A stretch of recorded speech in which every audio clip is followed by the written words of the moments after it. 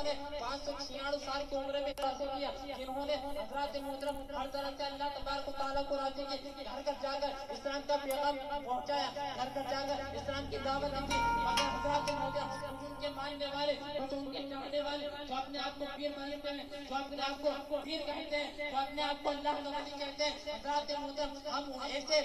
لوگوں کو اللہ کا ولی پسند کر لیتے ہیں، ایسے لوگوں کو ہم اللہ کا ولی مانتے لیتے ہیں کہ حضرات محترم جن کو نہ شریعت کا پتہ ہے، نہ شریعت مطہرہ کا پتہ ہے، نہ حضرات محترم سے نماز کا طریقہ ڈھنگ سے آتا ہے، نہ حضرات محترم وہ اللہ کی عبادت ڈھنگ سے کر پاتے ہیں، اور حضرات محترم ہم ان لوگوں کو اللہ کا ولی مان لیتے ہیں، ہم ان لوگوں کو حضرات محترم مدار پاک کا سچا عاشق مان لیتے ہیں، اور ہم ان کی باتوں میں آ جاتے ہیں جو حضرات محترم نہ جو خود شریعت کو چلتے ہیں نہ ہم لوگوں کو چلنے دیتے ہیں۔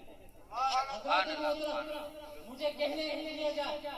کہ حضرات محترم ایک مثال دے کر مثال کو سمجھا کہ ایک بادشاہ ہو، ایک سلطنت کا ایک بادشاہ ہو، اور سلطنت کے بادشاہ کو سب کچھ آتا ہو، یعنی کہ اس کو اگر کہیں لڑی ہو جائے تو حضرات محترم کہیں جھگڑا ہو جائے اسے صلح کروانا آتا ہو، کہیں پر جھگڑا ہو جائے اسے صلح کروانا آتا ہو، کہیں ناانصافی ہوتے اسے انصاف دلانا آتا ہو، کہیں حضرات محترم دشمنوں سے جنگ چھڑ جائے تو اس کو ان سے فتح حاصل کرنا آتا ہو، اگر ایسا بادشاہ ہو اور اس کے انتقال کے بعد اس بادشاہ کا انتقال ہو جائے اور اس کے بعد اس کی گدی نشین پر اس کے شہزادے کو بٹھا دیا جائے، اس کے لڑکے کو بٹھا دیا جائے، اس کے بیٹے کو بٹھا دیا جائے، اور اس کا لڑکا نہ انصاف کرتا ہو، نہ انصاف کرنا جانتا ہو، نہ صلح کروانا جانتا ہو، نہ لڑائی، نہ حضرات محترم دشمنوں کے مقابلے میں کھڑا ہونا جانتا ہو، تو حضرات محترم ذرا غور کیجیے کہ اگر سلطنت میں اگر ایسے وزیر کو، سلطنت میں اگر ایسا بادشاہ اگر اس گدی پر بٹھا دیا جائے تو نہ انصاف کرنا چاہتا ہوں، نہ صلح کروانا چاہتا ہوں، نہ دشمنوں کے مقابلے میں کھڑا ہونا چاہتا ہوں، تو حضرات محترم ایسی جگہ پر وہ سلطنت تباہ ہو جائے گی، وہ سلطنت برباد ہو جائے گی، وہ سلطنت ختم ہو جائے گی، وہ سلطنت ختم ہو جائے گی، وہ سلطنت برباد ہو جائے گی۔ حضرات محترم سمجھانے کا مطلب یہ ہے کہ حضرات محترم ہم نے جس کو ابھی آج پیر بنایا ہے، ہم جس کے ہم پیر بنا کر اس کے ہر بات کو ماننے کے لیے تیار ہیں، ذرا غور کرو، ہو سکتا ہم جس نے جس کو پیر بنایا ہو حضرات محترم اسے گدی نشین بنایا گیا ہے، اسے بھی گدی نشین بنایا گیا ہو، اور ایسا ہو سکتا ہے کہ کہیں اس کا باپ جس کو ہم نے پیر مانا ہے ان کا باپ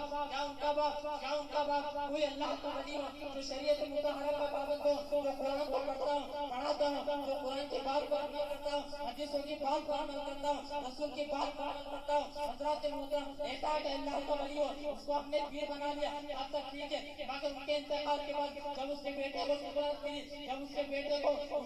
گدی نشین ملی، کیا ان کے بیٹے کو گدی نشین ملی، کیا ان کے بیٹے کو گدی نشین ملی، جہاں تک ایک وقت ایسا آیا کہ حضرات محترم گدی نشین ملتے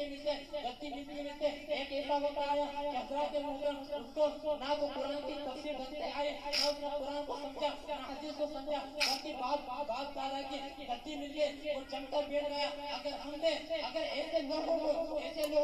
پیر بنا لیا، ایسے لوگوں کو ہم نے اگر بات ماننا شروع کر دی تو حضرات محترم جیسے ایک بادشاہ جس کے حضرات محترم جس کو صلح کروانی نہ آتی ہو تو اس کی کوئی تباہ ہو جاتی ہے، اسی طریقے سے اگر ایک ایسا پیر، ایک ایسا ولی جس کو حضرات محترم شریعت مطہرہ سے لینا دینا نہ ہو، اس کو حدیث کا مطلب نہ پتا ہو، جسے قرآن کا مطلب نہ پتا ہو، اگر ایسے لوگوں کو اگر ہم پیر بنا لیں گے، ایسے کنٹری لوگوں کو اگر ہم پیر بنا لیں گے، اگر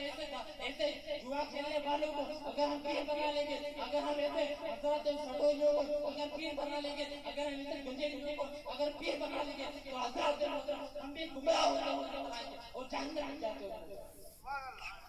کہنے کا مطلب یہ ہے کہ اگر پیر بھی بناؤ تو ایسا بناؤ کہ جو حضرات محترم قرآن کا ماننے والے، پیر بناؤ تو ایسا بناؤ کہ جو حدیث کا چاہنے والا، حدیث کو ماننے والا، تب جا کر حضرات محترم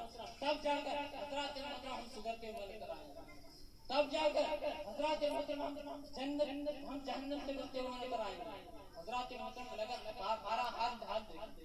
ہم